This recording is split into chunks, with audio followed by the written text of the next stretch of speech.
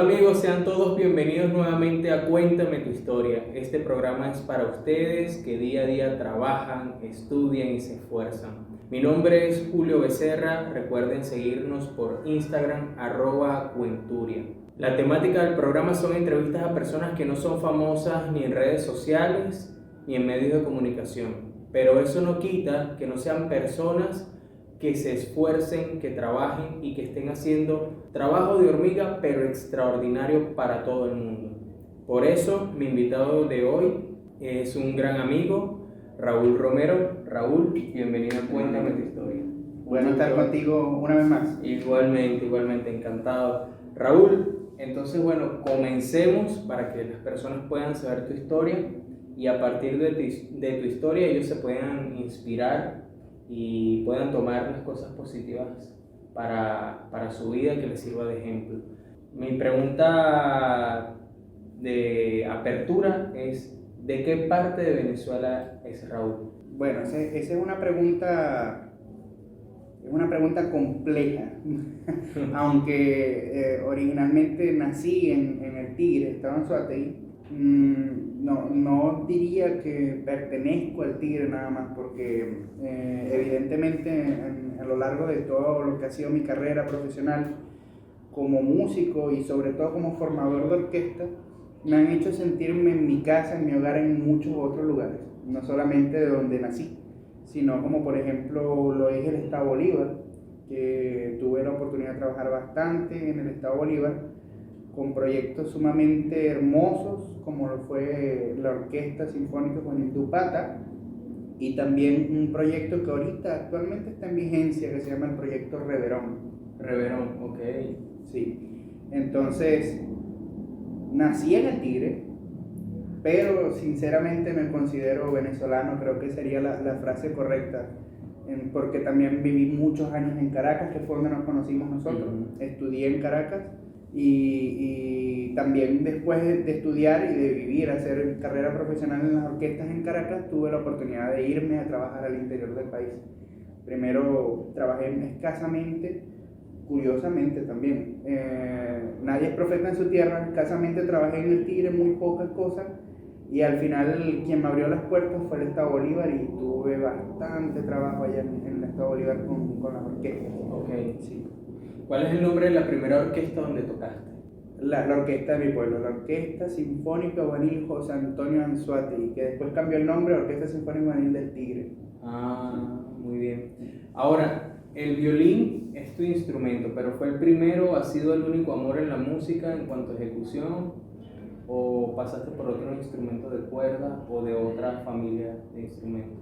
El violín es una historia curiosa, el violín, porque realmente yo no iba a ser músico, yo iba a ser jugador de basquetbol. Ok. Sí, entonces mi papá me incentivaba a los deportes, mi mamá me incentivaba a las artes. Mi mamá tocó violín cuando yo tenía 17 años, de 17 a 18 años, ella tocó violín. Y quedó con la inquietud y quería que su hijo tocara violín, fuese músico. Mi papá, por el contrario, se dedicó siempre a los deportes de contacto, el boxeo, al atletismo, al voleibol, al básquetbol, y él quería que yo fuera basquetbolista. Entonces los dos me metieron en simultáneo en la orquesta y en el básquet. Y un día, ya adquiriendo más responsabilidades en las dos disciplinas, terminé decidiéndome por la orquesta por curiosas razones. Ensayamos en un sitio con aire acondicionado. Había muchas niñas que me hacían un cariño en el pelito, y en el básquetbol había puros niños jugando a la pelota y sudados y olían a sudor. Entonces yo dije, bueno, yo como que me voy para la orquesta, ¿sí? Son más tranquilos. Sí. No están corriendo todo el día. Exactamente, sí. Ahora, diste un paso en tu vida al decidir no el deporte sino la música, igual es una disciplina extra. ¿En qué momento de tu inicio musical, no, ya no sería el inicio musical, pero en qué momento de toda la etapa que venías recorriendo, me imagino que de la infancia y la adolescencia con la música, en qué momento tú dijiste, yo como que me quedo aquí porque me siento bien? O sea, la música me está dando el espacio concreto donde me puedo desenvolver. Cónchale, chico, te puedo decir algo sinceramente, por mi crianza, a mí se me exigían posiciones siempre, desde muy chico. Entonces mi mamá me decía una expresión muy venezolana, o es chicha o es limonada. Okay. Entonces, pero las dos juntas no. Entonces tú me dices, o es chicha o es limonada, o es el back o es la orquesta. Entonces ya a la edad te podría decir yo, a la edad de 8 años yo decidí, mira, sí, voy a ser músico. Y cuando me preguntaban a los 8, los 9 años, 10, 11, ¿qué vas a hacer tú cuando seas grande? Sí, yo voy a ser músico. Ah, ¿y qué más? ¿Y qué vas a estudiar? Siempre, voy a ser músico. Sí. Entonces desde temprana edad me radicalicé, digamos de esa forma, con la música. La gente culturalmente en Venezuela, yo pienso que con toda la ola del Sistema Nacional de Orquestas, con todo el movimiento cultural que surgió, no entendía qué pasaba con los músicos, pero después, obviamente hay muchos músicos populares, muchos músicos académicos no formados en el Sistema Nacional de Orquestas, que hicieron una vida, y también están los músicos, los artistas, cantantes, populares, todo, que fueron haciendo carrera, pero culturalmente pasaba que muchas veces las personas veían como la música exactamente esa pregunta, ajá, y aparte de la música, ¿qué más? ¿Y de qué vas a vivir? Ajá, ¿y de qué vas a vivir? Exacto. Pero gracias a ese movimiento cultural que también yo siento que los músicos se unieron, empezaron a decir, epa, esto es una carrera digna, esto es una carrera de estudio, de trabajo y progreso. Y después veías a tu papá presentándote a la familia, él es mi hijo, el músico, el artista de la casa. Aquí está, se lo presento. ¿Sí? Aquí está el mismo, este es el artista de la familia. No, en realidad el cambio fue así de radical. En un inicio es, ¿y de qué vas a vivir? Y luego avanzando los progresos del sistema es, no, ahora te presento a mi hijo el músico, artista. Qué privilegio tener un músico en la casa, qué sé yo. Sí, o sea, también viene de crianza, definitivamente, como te estoy comentando, te estoy contando mi historia, pero todos vamos a saber la tuya también, sí.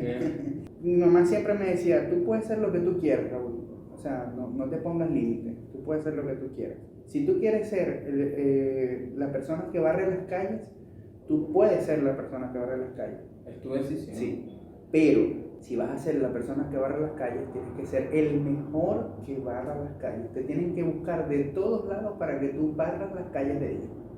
Y ahí es donde radica la diferencia. No radica la diferencia en si tú eres doctor, ingeniero, o eres músico, o simplemente ni siquiera tienes una carrera universitaria, sino en qué tan bueno eres tú haciendo lo que haces. Correcto. Y esa fue siempre la misiva en nuestra familia, siempre fue así. Nunca nos dedicamos a la exclusión, al contrario de la inclusión. Yo tengo un hermano que nos llevamos 11 meses de diferencia. Mi hermano es un niño con una persona, un muchacho, un hombre ya de condiciones especiales. Él tiene retraso mental y con él fue la misma misiva.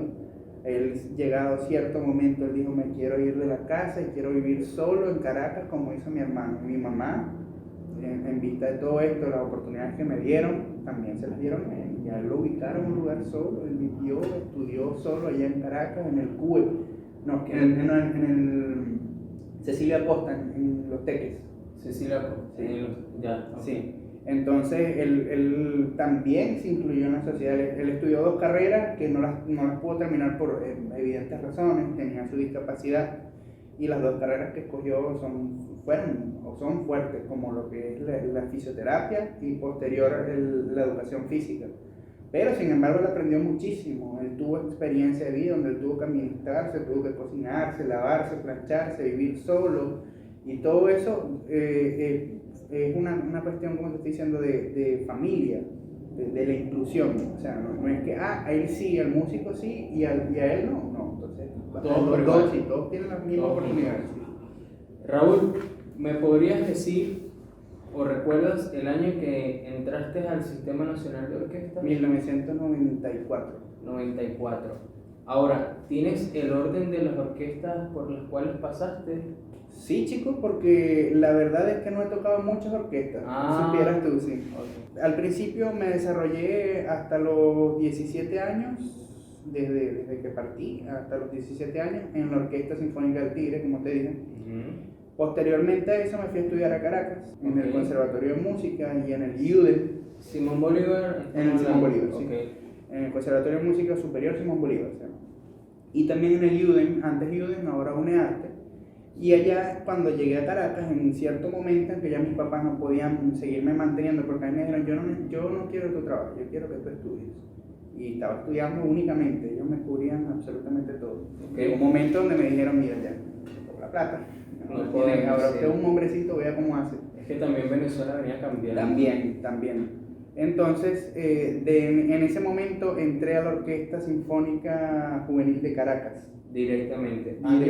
Año 2005, 2006 aproximadamente. Ok, ya manejaban las becas. Sí, cómo no. De hecho, entro bajo la necesidad, no bajo la ilusión de la Juvenil de Caracas, sino bajo que, mira, me van a pagar una bequita y vámonos para allá. ¿Sí? Okay. Y resulta que la bequita no era una bequita, era un sueldo, o sea, era un salario bueno, muy bueno, al punto que yo les mandaba dinero a mi papá para ayudarlos en lo que ellos necesitaban. Y siempre tuvimos esa cultura también de crianza, o sea, si tú ganas plata, tú tienes que dar un porcentaje para tu casa. Así no vivas en ella, tienes que dar un porcentaje para allá. Seguido de la Orquesta Juvenil de Caracas, me devuelvo a Oriente y toqué en la Orquesta Sinfónica Juvenil Óscar Oropesa. Eso es la regional del centro-sur del estado de Anzoátegui. Okay. Y ya después de eso sí me dediqué a otros ramos como es la formación orquestal, la dirección orquestal. Y bueno, esas fueron las 3 orquestas, sí, dentro de Venezuela donde pude compartir, pude tocar, pude hacer música. Hay un fenómeno dentro de las orquestas que forma parte de la disciplina de trabajo y de la disciplina de constancia y perseverancia dentro de ellos. Uno es los conciertos, que es la muestra de todo el trabajo, del nivel de la orquesta, del análisis y estudio de una partitura en conjunto, obviamente en compañía del director, pero también hay un punto de las audiciones. ¿Cómo se preparaba Raúl para las audiciones? ¿Cómo visualizabas el momento? Sé que es una de las cosas más difíciles de la orquesta, el cada cierto tiempo tener que medirse en una audición, y la Juvenil de Caracas, por lo que pude conocer, mucho tiempo se mantuvo activa en una línea de audiciones, entonces es una presión constante. Pero quería saber, de parte de una persona que estaba dentro, cómo se sentía, cómo lo veía. Lamentablemente, yo, como me dicen mis compañeros, me bromeaban mucho, me decían, tú eres un tipo que no tiene sentimientos, Raúl. Porque a mí, por fortuna de Dios, gracias a Dios, no me afectaba el momento de audición. Okay. Entonces, ¿qué pasaba? Yo venía con mi training de estudio perpetuo, normal, como siempre yo venía. Siempre me ha gustado estar sólido con mi instrumento y estar solvente, porque es mi oficio, es mi vida. Si no estás solvente con tu vida, imagínate, ¿qué estás haciendo? Sí. Entonces, llegaba el momento de audición,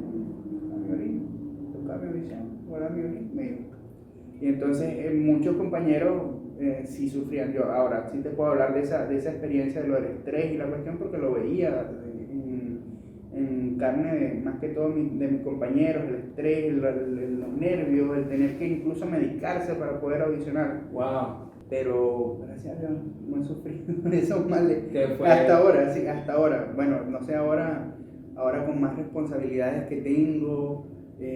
No sé si tú estás enterado, pero recientemente fui papá. Okay, tuve una niña ahorita que nació el 12 de octubre, Amelia se llama, y bueno, ya evidentemente cuando ya tú tienes un hijo, tu perspectiva de vida cambia, y aunque no lo queramos aceptar o no lo veamos tan claramente, simplemente empiezan a surgir en nuestra mente temores que antes no teníamos. El temor de, y si me voy muy tarde y me roban y me maltratan y no puedo ver otra vez a mi hija, o sea, cualquier cosa, y el temor de que me boten del trabajo y no poder tener el dinero para suplir las necesidades de mi hija. O sea, eso te genera temor. Ahorita no me he enfrentado a una audición, porque apenas tengo 2 meses de nacido, pero bueno, ya veremos cuando venga la audición, veremos cómo me afecta ahora, sí. Raúl, una palabra que para ti defina tu experiencia, o bueno, no lo vamos a resumir en una. Si tienes una, pero si puedes, dame 2 palabras que definan tu experiencia en la Juvenil de Caracas. Yo creo que con una está bien. Satisfactoria. Ok. Satisfactoria.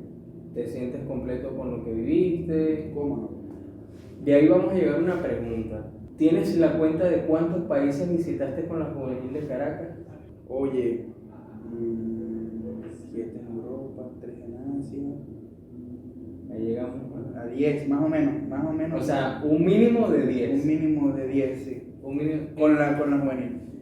A mí me pareció súper interesante el momento que vivieron en la Juvenil de Caracas, además que pudieron compartir mucho tiempo con el maestro José Antonio Abreu, que enseñaba con ustedes. Fue la última generación, la última orquesta que el maestro José Antonio de su propia mano formó. Es un privilegio que peso para mis hombros llevo porque para todos los que participamos en esa experiencia sabemos que, ¿y por qué digo que es peso para mis hombros? Porque no estaría bien que yo me quede con lo que yo viví, con el testimonio de lo que yo viví, con la información que yo obtuve en la Juvenil de Caracas, me lo quede para mí y no lo comparto. Entonces, ¿por qué es peso para mis hombros? Porque en donde yo me pare yo tengo que ser transmisor de todo eso que aprendí. Claro. Entonces, tenemos una línea de un mínimo de 10 países. Más o menos, sí. De esos países, ¿cuál gira tú dices, esta gira fue increíble, me dejó mucho? O sea, ¿cuál fue la gira que tú dijiste, ahora sí me creo esto? Porque, perdón, ¿no?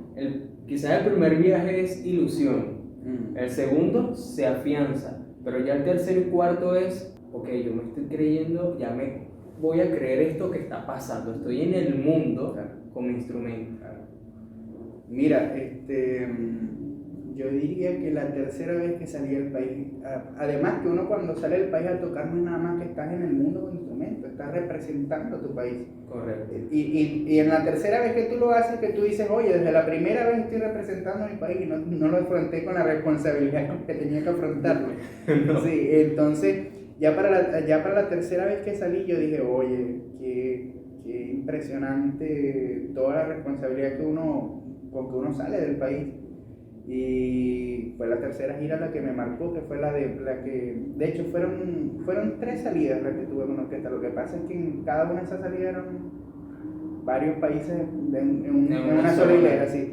Entonces, la tercera gira fue la más significativa para mí, que fue la que involucró más países de Europa, sobre todo. Y bueno, evidentemente los viajes que hice con la orquesta a Asia también me marcaron, porque una cosa es conocer Europa, una cosa es conocer Norteamérica, pero Asia es otra cosa. Asia es totalmente diferente a lo que uno se imagina, a lo que uno ve en las películas. Increíble. Sí, de verdad que sí.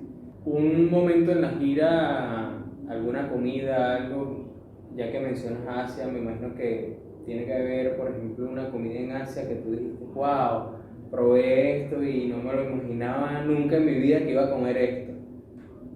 La verdad es que la visión de la comida asiática que tenemos los latinos es la versión latina de la comida asiática. Es muy rica la comida asiática venezolana. Como ahorita que estamos aquí en Chile, vas a un restaurante de comida china y dice comida china venezolana. Sí. Eso es correcto.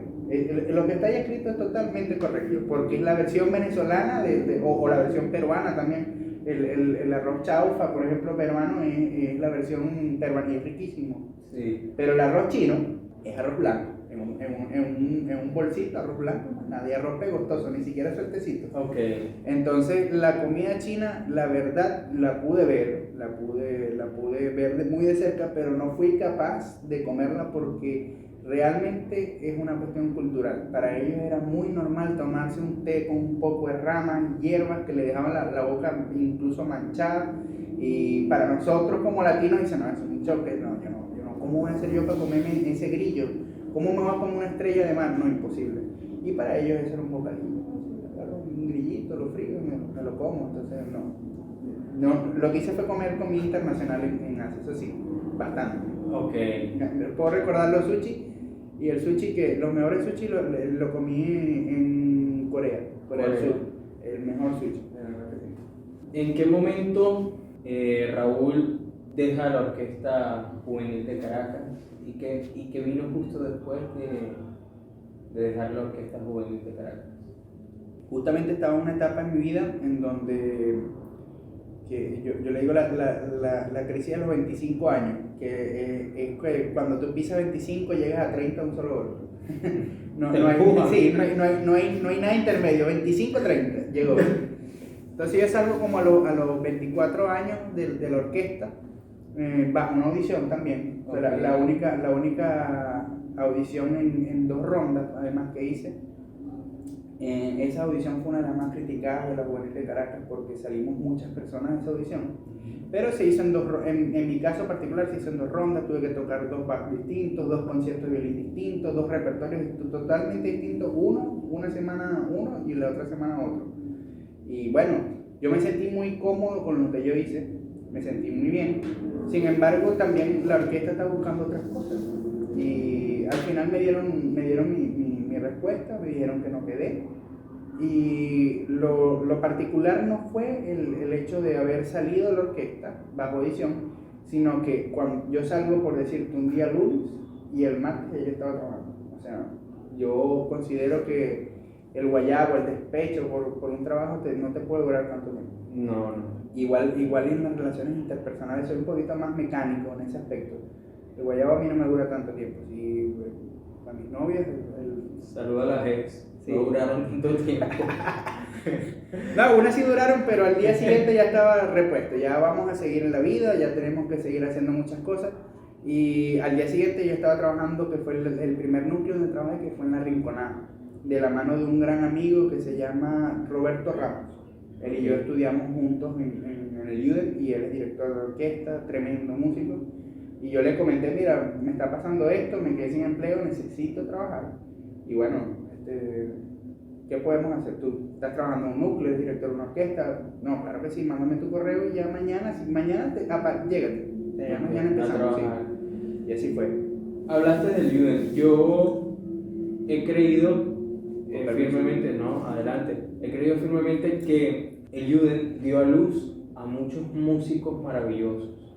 Además, es un proyecto que la fundación, desde una perspectiva, apoyó. ¿Cómo fue tu experiencia en el UDEM? Genial. O sea, te puedo decir que le debo todo al UDEM. El conocimiento musical. El conocimiento formal, profundo, musical. Claro, quizás el popular no se lo doy tanto al UDEM, se lo doy más a mis experiencias, okay. Pero el conocimiento formal musical se lo debo al UDEM.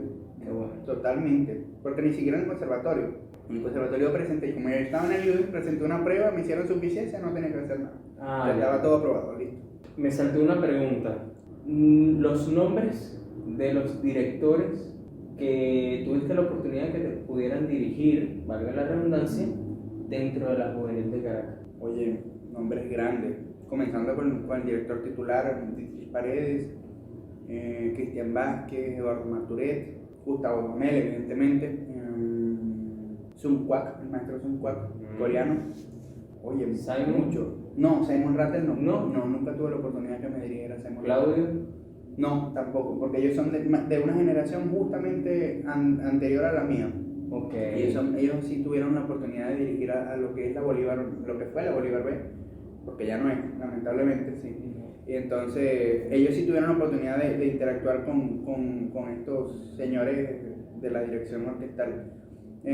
También tuve la oportunidad de que me dirigiera César Iván Lara, por ejemplo, que es un maestro enorme, Pablo Castellano, por ejemplo, entre otros que me han dirigido, que no, seguro se me están escapando varios. Y igualmente el maestro José Antonio Abreu, en uno de los ensayos con ustedes. Todos los ensayos, hubo un ensayo sumamente, que lo recuerdo con mucho cariño, en donde el director no estaba haciendo algo que a él le gustara. Okay. Y la orquesta evidentemente no estaba haciendo lo que tenía que hacer, lo que a él le gustaba. Entonces él se paró y le dijo, eso no se hace así, se hace así, vamos, ¿no?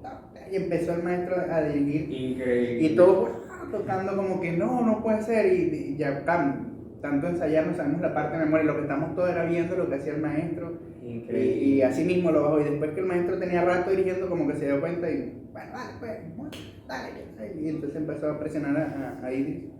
Y fue genial, porque ver al maestro montado, dirigiendo, dando entradas, o sea, impresionante. La pedagogía en tu vida, dando clases, ¿cómo te sentiste? ¿Qué te ha dejado? Ser músico de orquesta, ser un ejecutante, me ha llenado muchísimo. De hecho, ha sido mi carrera profesional. Pero una de las cosas que más me ha llenado en mi vida ha sido sin duda el transmitir los conocimientos que tengo, que sean muchos o sean pocos. Creo que son más pocos que muchos.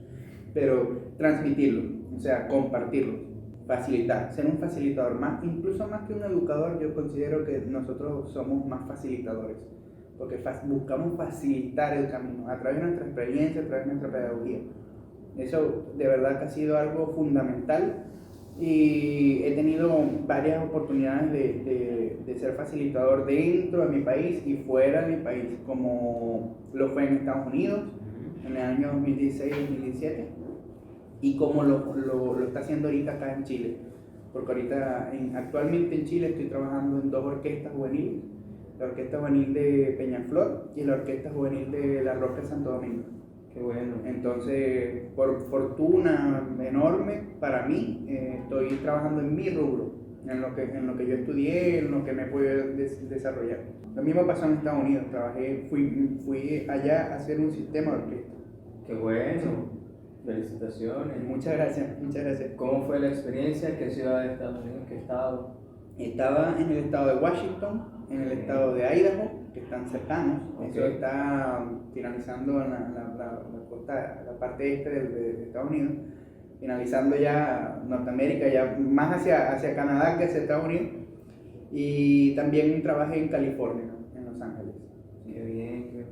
Entonces estuviste allá y, bueno, obviamente es una experiencia que se agrega a tu currículum de vida, de músico. ¿Cómo sentiste, por ejemplo, en Estados Unidos, en las instituciones donde trabajaste, que recibían a ese músico venezolano que viene de una experiencia del sistema de orquesta? O sea, ¿qué sentías tú que esperaban ellos de ti? ¿De qué estaban ansiosos esa institución de lo que tú pudieras darle? Oye, te voy a comentar, pero no quiero que se tome a mal para ninguno de mis amigos norteamericanos ni nada por el estilo, o para nosotros los latinos incluso. Pero recuerda que en Estados Unidos el gringo, el norteamericano, es el que más puede, el más fuerte, y es así, en las guerras tú los ves hablando, mira, mañana vamos para Irak y le caemos y bomba y así son. Y listo. Sí. Pasó igual, nosotros llegamos, bueno, estos tipos no tienen ni estudio, no tienen títulos universitarios, no tienen qué sé yo, bueno, vienen de tocar en una orquesta, vamos a ver qué es lo que hacen. Dicen que saben formar orquesta, nosotros tenemos ya rato haciéndolo y bueno, la cuestión es lenta. Y la sorpresa para ellos es que nosotros, el monstruo del sistema, finalmente es especialista en crear formadores de orquesta y orquestas en corto tiempo, en tiempo récord. Sí, trabajamos rápido. Sí, entonces, ¿qué pasó? Que llegamos, hicimos el trabajo rápido, lo que ellos tenían años haciendo, nosotros lo hicimos en meses. Y entonces, después del primer semestre, los primeros 6 meses, del primer periodo que tuvimos, ya cambió totalmente. Ya no era vernos por encima del hombro o vamos a ver qué hace este musiquillo, sino no, estos tipos saben lo que están haciendo. Okay. Porque ni siquiera hablan bien inglés y lo están haciendo. ¿Cómo hacen? O sea, y nosotros siempre hacíamos el ejercicio mental de voltear la tortilla. Bueno, imagínate que te vas tú a Venezuela con una orquesta y te toca hablar en español. ¿Tú sabes hablar español? No, o sea, lo mismo. Sí, ahí viene el choque entre culturas. Y que además, ciertamente nosotros allá en Venezuela tenemos una agilidad para trabajar sobre las circunstancias y también sobreponerse a lo que puede estar ocurriendo, y tú dices, bueno, a pesar de todas estas diatribas, yo igual lo voy a hacer, lo vamos a lograr y vamos a presentar el trabajo. Raúl, llegó el momento en el que te quisiera preguntar, ¿cuándo tomaste la decisión de salir de Venezuela? Ya no un viaje, ya no una estadía de corto tiempo en otro país, sino una definitiva, venirte a otro país a hacer vida. Porque en esa vida está incluida el nacimiento de tu hijo, por ejemplo. Mira, esa es una historia larga que me gustaría compartirlo contigo. En simultáneo que yo estaba en Estados Unidos, tú estabas en Tijuana. Ok. Sí. Entonces, yo estaba siguiendo porque además tengo que confesarlo en este podcast, en esta grabación, Julio es una de las personas que yo he admirado desde Venezuela desde hace muchísimo tiempo, su trabajo, el acercamiento, los programas en donde has participado con niños especiales. Sí. Eso, de hecho, tú fuiste inspiración para hacer una de las joyas de proyectos que yo he hecho en mi vida y que lamentablemente con todo lo que más lamento de no estar en Venezuela es no estar junto a ellos, que es el proyecto Reverón, un proyecto de niños especiales. Eso se fundó en Upata. Yo estuve junto a su director y fundador, que se llama José Vicente Javid. Estuvimos en Upata fundando este proyecto y me acuerdo que el primer día habían 7 niños, apenas 7 niños especiales. Y nosotros dijimos, bueno, ¿qué hacemos, hermano? A los maestros Obreo, ¿qué hacemos, hermano? O agarramos a esos 7 niños y los formamos, o los ayudamos a que se sigan desarrollando. Porque además el proyecto no tenía como fin la música. La música es un complemento de su educación. Ok, sí. Entonces, o paramos o tomamos los 7 niños y vemos cómo hacemos con nuestros muchachos y los ponemos a que hagan sus tareas dirigidas, se desarrollen, buscarles insertarlo laboralmente en la sociedad, y además de eso lo ponemos a todo instrumento, porque tienen que tocarlo. Entonces, la decisión de AM fue porque ya él y yo tenemos muchísima experiencia en meternos en este asunto educativo y en rollos en donde no hay una escapatoria posible. Nos metemos y encontramos la escapatoria, encontramos la forma de desarrollar el proyecto, lo logramos. Después de eso llegamos a tener en escena casi 100 niños. Imagínate. Al mes siguiente ya tenemos casi 100 niños. Tuvimos que dividir el proyecto entre Upata y Puerto Ordaz, porque también había una cantidad de niños desasistidos en Puerto Ordaz. No solamente niños especiales, sino niños en situación de vulnerabilidad extrema, en donde muchas veces no podíamos dar clases, sino que teníamos que organizarnos a hacer un sancocho y alimentar a los niños. Ese es uno de los proyectos que yo más extraño de mi país. Y se me olvidó la pregunta que me hiciste. No, bueno, ¿en qué momento tomaste la decisión de salir de Venezuela? Pero me dijiste que cuando yo estaba en Tijuana, sí. Ya tú estabas en... Para contarte, resulta que yo de Estados Unidos salgo a Tijuana. ¿En serio? Salgo a Tijuana. Porque yo sé que tú estás en Tijuana y yo te vi con un grupo trabajando y casualmente me hacen una oferta laboral a mí en Tijuana. Y digo, listo, yo voy para allá, vamos a trabajar juntos, es en serio. Voy a enlazarme con este hombre, sí, está enterándose. De hecho, nos vimos más temprano y dije, no, le voy a decir cuando estemos hablando. Increíble. Sí, este hombre está allá en Tijuana, yo me voy a enlazar con él, vamos a buscar la forma de trabajar juntos, finalmente de conocernos perfectamente bien y vamos a trabajar juntos. ¿Qué pasa? Que cuando yo salgo, que voy camino a Tijuana, hago escala en Ciudad de México. Ok.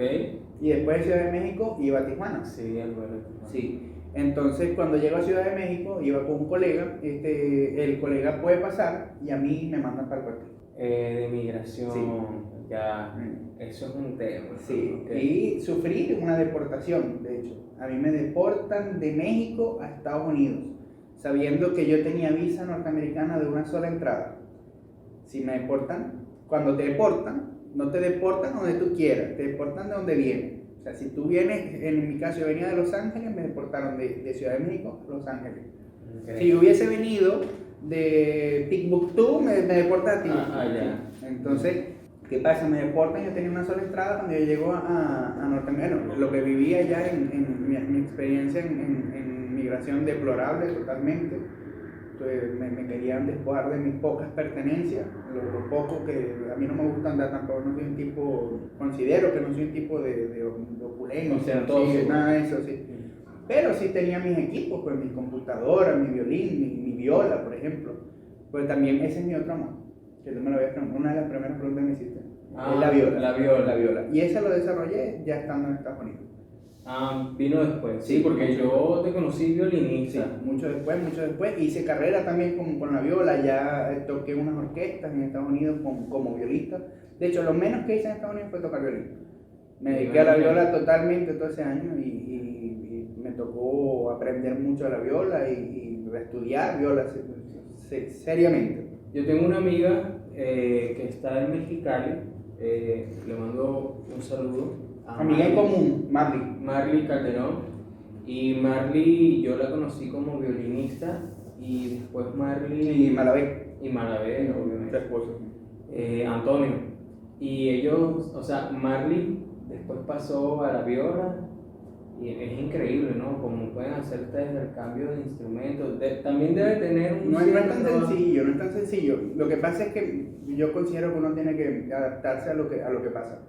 Allá en Estados Unidos íbamos a hacer música de cámara, habían 22 violinistas, disputándose dos partes nada más, en un cuarteto de cuerdas, y no había un solo violista. Yo tenía estudios previos en dirección orquestal, yo leo en todas las claves, hago análisis armónico, tengo que hacerlo para poderme parar frente a una orquesta. Voy a una viola, pásame la viola, yo trabajo con la viola, no hay ningún problema. Entonces, así fue.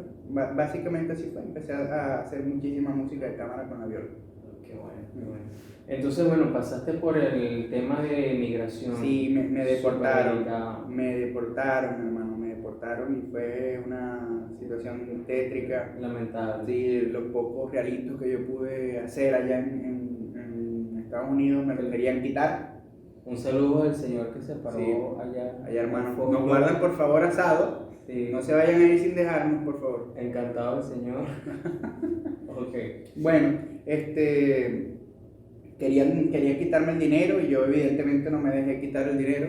Como les dije yo en ese momento, tú eres mexicano, pero yo soy venezolano y no me ha dado una cátedra a mí cómo robar. Ya yo sé cómo robo muy bien. Sí. Total que no me dejé, me deportan de Ciudad de México otra vez a Los Ángeles. Llego a Los Ángeles al aeropuerto, muestro mi pasaporte, lo revisan y me dicen, ajá, bueno. Mi alegato en ese momento fue, mira, yo salí de aquí el 29 de diciembre, yo de verdad no quiero estar aquí, para eso salí del país, pero en tu país, tú eres mexicano, ¿verdad? Ahora te vuelvo en español, dale. En tu país me deportaron acá, ¿qué? Me dijeron, ¿qué? Eso no es posible, ¿cómo es eso? Hay deportaciones de Estados Unidos a México, pero de México está, ¿cómo es eso? No, eso no es posible. Y bueno, aquí estoy, hermano, yo me quiero ir a mi casa, no sé cómo vamos a hacer. Me pasaron otra vez para el cuartico, me hicieron la interrogación de rigor, y llegaron a la conclusión que sufrí abusos, pues, y que lamentaban mucho porque me atendieron muchísimos, saludos también a todos esos funcionarios, me atendieron muchísimos mexicanos y todos lamentaron lo que me pasó. Finalmente me dejaron entrar otra vez a Estados Unidos y me dijeron, mira, vamos a hacer porque si no pasó nunca esto. Okay. De hecho, como estuviste en un aeropuerto, la regla. Sí, de cierta forma sí, porque recuerda que cuando tú estás en aeropuerto, el aeropuerto es territorio internacional. Sí. Tú tienes que salir del aeropuerto para decir que estás en el país. Sí.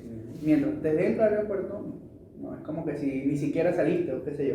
Entonces me recibieron una vez más, me dijeron, eso sí, no puedes estarte hasta más del tiempo, tú sabes cuándo tienes que ir, no, tranquilo, es que yo me quiero ir, yo me fui, me devolvieron. Y así fue, después de eso, cuando me voy a devolver, ya desde ahí yo estaba, de hecho, desde el 2017, yo estaba ya determinado a irme definitivamente de Venezuela, sin haber contraído nupcias con mi esposa, nada. Yo iba a ver cómo hacía, ya desde el 2017. Finalmente yo quería venirme directo de Estados Unidos para acá, para Santiago. ¿Por qué Santiago? ¿Por qué estaba esa perspectiva aquí? Siempre estuvo, de hecho, fue mi segunda opción. Yo dije, bueno, si en Tijuana no funciona, me voy para Santiago. Siempre. Porque me ha gustado la ciudad, le hice un estudio previo en la parte económica, en la parte social. Estaba muy bien, porque ha venido bajando el tema de la economía. Sí, ha estado frágil lo que estaba pasando, se ha puesto frágil. Sin embargo, teniendo una hija chilena, te puedo decir que tengo fe en Chile, tengo fe en que todo va a mejorar y sé que va a mejorar. Entonces yo quería venirme directo de Estados Unidos para acá, para Santiago, y finalmente no lo logré. Y dije, bueno, me voy para Venezuela, me caso y al casarme me vengo con mi esposa. Listo, o sea, sin más nada que hacer, más nada que decir. Entonces la vida te dio muchas vueltas. Lamento mucho lo que pasó en el aeropuerto. A mí en el Benito Juárez, en el 2017 cuando fui, también me pararon, migración, me mandó a la oficina, al cuartico. He escuchado últimamente unos casos súper increíbles de México. Oye, sí, yo lo escuché también unos casos de unas personas que hasta lo hacían desnudarse. A mí no me hicieron desnudarme. No, a mí tampoco. Yo sí tengo que decir que a mí me trataron súper decente, pero sí pasé por el tema de que cuando llegas a la taquilla me pidieron el pasaporte, revisó, me dijo, va a tener que acompañarme. Pasamos al cuarto, ahí me sentaron en unos bancos que tiran en las sillas de estar y mis documentos los pasaron a un funcionario. Luego vi que llamaban a las personas, sucedieron varias entrevistas hasta que llegó la mía. Cuando llegaron a la mía, pues me preguntaron quién es usted, por qué usted viene. Yo llevaba cartas de el ICBC, el Instituto Cultural de Baja California, Ópera de Tijuana, instituciones con las cuales iba a participar, a trabajar. Entonces... Tuviste la oportunidad de conocer a este señor, el clenetista, ¿cómo se llama? Emiliano. Zapata, Sí, claro. Guadarrama, es la cosa. Emiliano Guadarrama, maestro Emiliano, un saludo. Estuvimos trabajando, estaba con Emiliano, trabajé.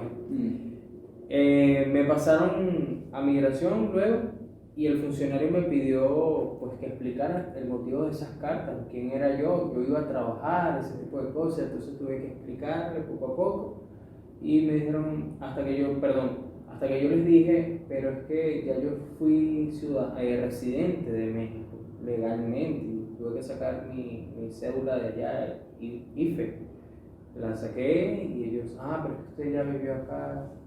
¿Y por qué dejó que se vencieran? Yo expliqué los motivos hasta que me dijeron, no, bueno, bienvenido nuevamente a México. No se preocupe, pase adelante.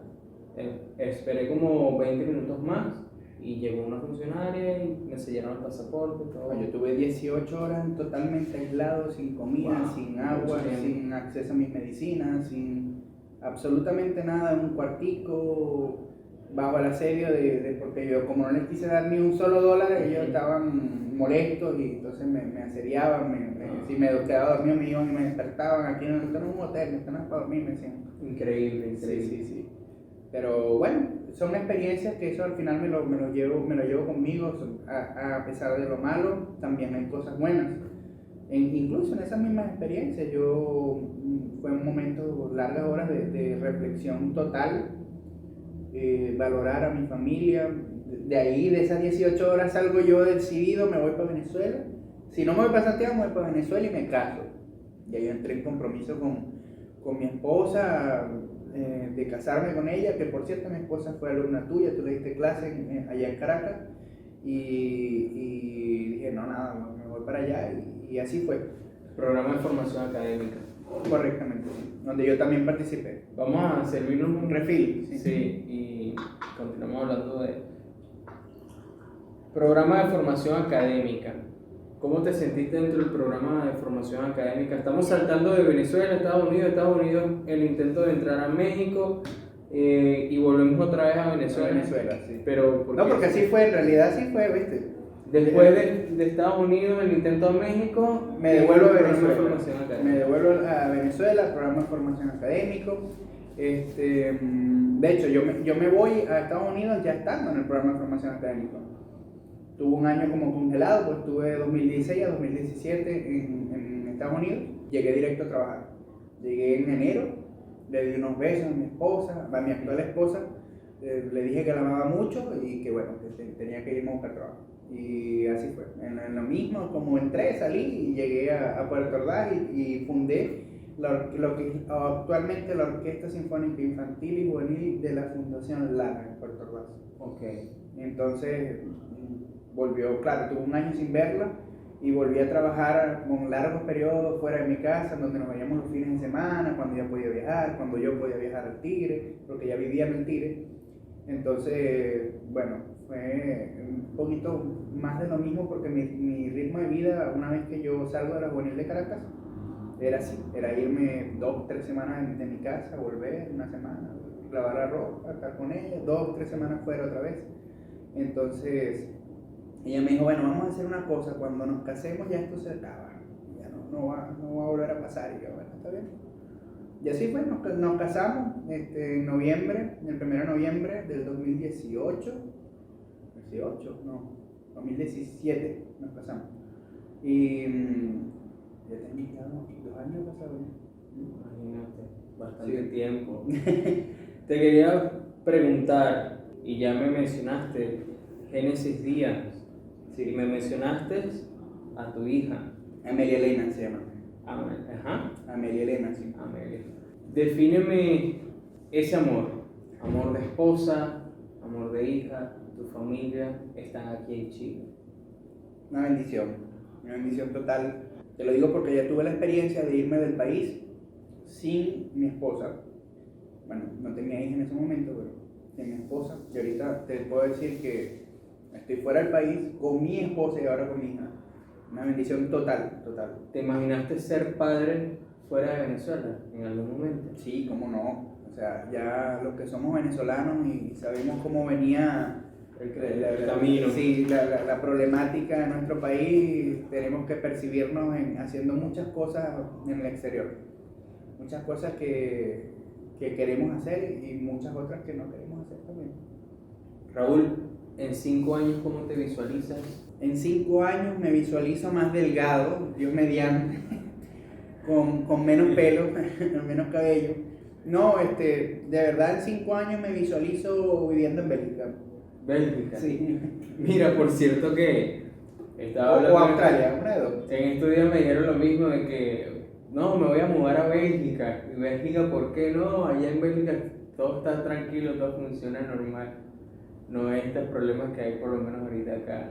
Yo te digo Bélgica porque yo tuve la oportunidad en una de esas giras De de estar en Bélgica y te puedo decir que la paz de Bélgica, o sea, en la ciudad donde estuve al menos Gante, es una cosa que, mira, es chiquitito, puedes andar en bici, toda la ciudad es precioso.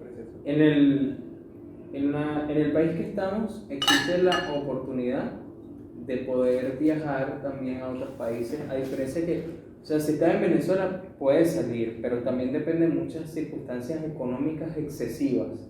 Pero estando en Chile hay cierta posibilidad de salir, viajar a otros países más rápido. Por ejemplo, tú tienes una perspectiva ahorita de, por ejemplo, el año que viene un país que quieras viajar, conocer, ¿lo has pensado o todavía no? Porque también eres papá recientemente. No, ya va, un momento. Soy papá, pero tengo mi proyecto todavía. Okay. Tengo que tenerlo porque de mi proyecto depende el bienestar de ella. De ella, correcto. Entonces, sí, me encantaría poder estar 24 horas con ella, como lo está ahorita su mamá. Pues ella, por fortuna, mi esposa le está dando lactancia materna exclusiva, entonces... Qué bueno. Sí, es una fortuna eso. Y por esta razón mi esposa tiene la dedicación absoluta al bebé. Entonces, bueno, me gustaría estar en los zapatos de mi esposa, pero no, tengo que estar en los míos, tengo que salir, producir. Mira, hay muchos proyectos que tengo para el año que viene, Julio. Te puedo comentar que con el cuarteto estamos organizando un festival. Okay. Para el año que viene, un festival Beethoven, pues es el 250 años de natalicio de Beethoven. Entonces, por ende, tenemos planificado hacer un festival tanto nacional como internacional. Un país del sur que me gustaría visitar bastante, Argentina, que no llegué hasta allá. Y para allá, Dios mediante, estamos haciendo toda la gestión posible para ir a tocar Beethoven allá en Argentina. Y Uruguay también es otro destino que me gustaría ir, que también estamos haciendo las gestiones. O sea, Dios mediante, a ver si podemos hacer nuestra gira suramericana e incluir a Suramérica en todo lo que es esta fiesta beethoveniana de su natalicio. Pues. Con el favor de Dios sí se va a poder, claro. Dios mediante. Ensamble Carní. Cuarteto Carní. Cuarteto Carní, sí. Muy bien. Sí, síganos. Cuarteto Caroni. Las redes sociales del cuarteto para que las personas lo... Así mismo, Cuarteto Caroni en Instagram y Cuarteto Caroni en Facebook también.